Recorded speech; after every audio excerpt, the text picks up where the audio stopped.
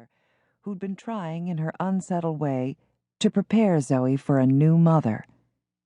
The Queen had been behind the match between Alex and his deceased wife, Teresa. Both women were from the House of Valadare. Now, with Teresa gone, his grandmother had been negotiating with the House of Helvetia for a marriage between her grandson and the Princess Genevieve, but her machinations were wasted on Alex. I had breakfast with her earlier this morning, and she seemed all right. What happened to set her off with Sophia? Not Sophia, he clarified, but two new situations have arisen, if I may speak frankly. Only two? Alex ground his teeth in worry and frustration.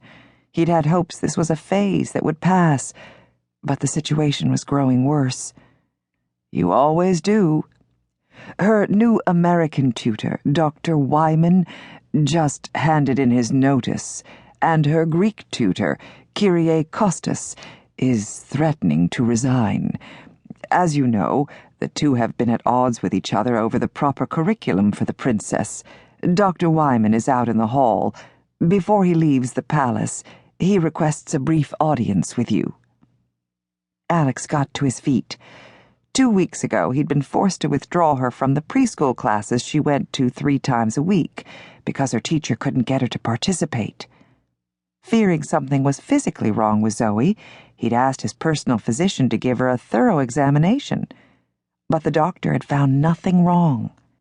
Now her English tutor had resigned? Alex's wife, who'd spent a portion of her teenage years in America, had died of a serious heart condition.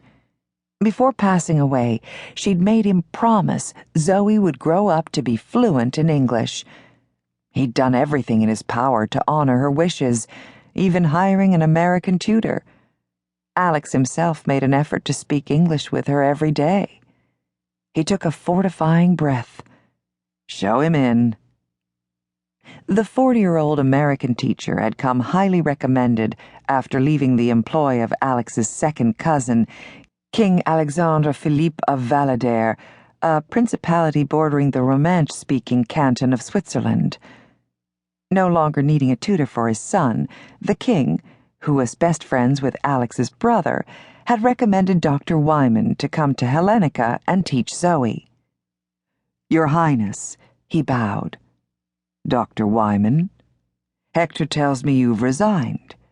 Is my daughter truly too difficult for you to handle any longer? Lately, it's a case of her running away when she sees me, he answered honestly.